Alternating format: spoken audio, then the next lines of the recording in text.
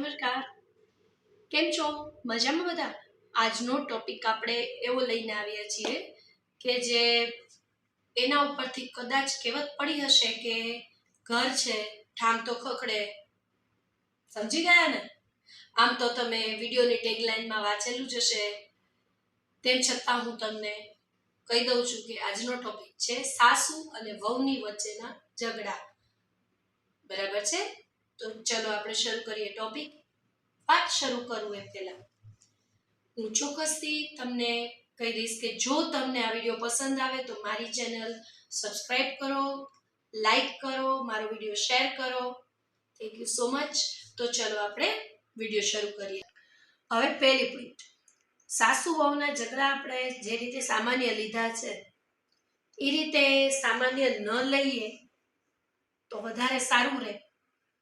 સૌથી પહેલું તો જે ખુદ સાસુ છે કે જે ખુદ વહુ છે, બરાબર છે, એ બૈરાઓ માટે જ સારું રહેશે, બીજા કોઈ માટે નહીં. સાસુ વહુના ઝઘડા સામાન્ય ન ગણીએ અને જો એને આપણે રોકીએ તો સૌથી પહેલો ફાયદો સાસુને થશે અને વહુને થશે, એની હારે જોડાયેલા દરેક વ્યક્તિને થશે. આજે જો સાસુ વહુના ઝઘડા થાય છે તો એને પરિણામે જે વહુ છે એના પિયરનાને દીકરીનું થવાનું છે, જીવ બળે, પેટમાં બળે, એની આતરડી કકડે, એના માં છે, એનો બાપ છે, એના ભાઈ છે કે કોઈ પણ સગાવાલા છે. એવી જ રીતે સાસુ છે, ઝઘડા થાય તો સાસુ જો દુખી છે, બરાબર, જેવી રીતે વહુ દુખી છે એવી રીતે સાસુ દુખી છે, તો ઝઘડાને પરિણામે બંને દુખી રહે.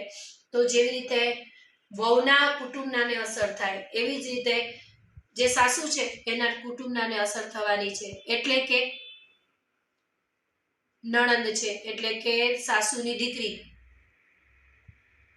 જે સાસુ છે એના પતિ, એનો દીકરો, બધા ઉપર અસર થાય કે મારી માં દુખી છે. જેવી રીતે વહુનું છે તો એની અસર એના પતિ ઉપર થવાની જ છે, બરાબર છે. એવી રીતે ઘણા બધી જગ્યાએ એ લોકોની અસર થાય માનસિક. ત્રીજી વાત, એ લોકોનો ઝઘડો થશે તો આજુબાજુ વાળા છે, આડોશ પાડોશ વાળા છે, આડોશ પાડોશને જોવાનું થઈ જશે, આડોશ પાડોશને હાંસી પાત્ર થઈ જશે. તો એ વસ્તુ ન કરવી જોઈએ. આવી રીતના ઘણા બધા કારણ છે કે જે ભાગ ભજવે છે સાસુ વહુના ઝઘડામાં. અને ઘણીવાર એવું થાય છે કે સાસુ વહુના ઝઘડાને ભોગે બેમાંથી કે 3-4 વસ્તુ છે એમાંથી એક વસ્તુ બને છે.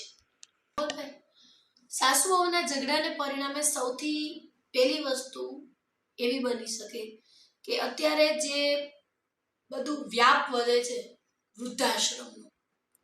વૃદ્ધાશ્રમની અંદર, કાં તો સ્વૈચ્છિક રીતે સાસુ સસરા જાય કે સાસુ જાય, બરાબર છે, કે પછી સસરારે પણ ઝઘડો હાલતો હોય, સાસુ ઓફ થઈ ગયા હોય, કાં સાસુના સ્વભાવમાં સસરાના સ્વભાવમાં ફેર હોય. ઘણા બધા કારણસર ખાલી સસરા હારે ઝઘડો થાય, ખાલી સાસુ હારે ઝઘડો થાય, કાં પછી એકલા સાસુ હોય, સસરા ઓફ થઈ ગયા હોય. ટૂંકમાં કાં સાસુ એકલા જશે વૃદ્ધાશ્રમમાં, કાં સસરા એકલા જશે, કાં બંને વૃદ્ધાશ્રમમાં જશે, કાં પછી શું બનશે, દીકરો ને વહુ સેપરેટ થઈ જશે, કાં એ લોકો પોતાની ઈચ્છાએથી સ્વૈચ્છિક રીતે વૃદ્ધાશ્રમમાં જશે, કાં ઝઘડા એટલી બધી લેવલે વધી જશે કે દીકરો એને મૂકી આવશે, બરાબર છે. આપણે એ ટોપિક ઉપર, વૃદ્ધાશ્રમ જે વધે છે એ ટોપિક ઉપર તો ઓછામાં ઓછા 5 વિડીયો બનાવવાની છું, વૃદ્ધાશ્રમ જે વધી રહ્યા છે એના ઉપર. પછી બીજી શક્યતા શું થાય કે સેપરેટ થઈ જાય, કાં સ્વૈચ્છિક રીતે સેપરેટ થાય, પ્રેમથી સેપરેટ થઈ જાય. સાસુ કહી દે કે તમે લોકો સ્વૈચ્છિક રીતે, સસરા અને સાસુ નક્કી કરે, કાં પછી દીકરો જ નક્કી કરે કે દીકરો વહુ નક્કી કરે સેપરેટ થવાનું, અને કાં પછી ઝઘડો કરી બાજીને કે વહુ કહેશે કે હું ઘરે વહી જાઉં છું મારા મમ્મીના, મને મોટે ભાગે ઘણા ઘરે એવું બનતું હોય છે, છૂટી કરજો હું પછી આવીશ, અને સેપરેટ થઈ જશે. ત્રીજી વસ્તુ શું થશે,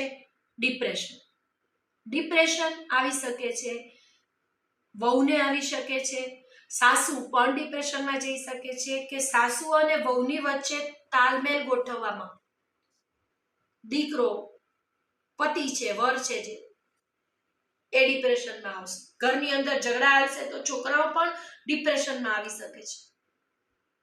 ડિપ્રેશન ઉપરથી પણ આપણે અલગ અલગ રીતના ઘણા ડિપ્રેશનો હોય. આપણે બધા ટોપિક એક પછી એક બધા આવરશું. મોટિવેશનને લગતા જે લાગશે જરૂર એ બધા આપણે આપણી ચેનલમાં આવશું. ત્યારબાદ ગુનાખોરી વધે, કે એકદમ આજે આક્રોશ વસ્તુ એવી છે કે એકદમ માણસ આકરું થઈ જાય ને પછી એને ખબર નથી હોતી કે હું શું બોલું છું, હું શું કરું છું. એને પરિણામે ખૂન ખરાબી થઈ શકે, કે આત્મહત્યા જેવા પગલાં ભરાય, ઘણી બધી વસ્તુ બની શકે. તો હવે આપણે આ બધા કારણસર સાસુ વહુના ઝઘડા સર્વસામાન્ય રીતે જે લઈએ છીએ ઠામ તો ખખડે એ રીતે આપણે લેવા ન જોઈએ. તો હવે સાસુ અને વહુના ઝઘડા કેવી રીતે અટકાવવા, બરાબર છે, એની માટેનો વિડીયો આપણે આની પછીના વિડીયોમાં લેશું. હું આશા રાખું છું કે તમને મારો વિડીયો પસંદ આવ્યો હશે. Thank you so much for watching my video.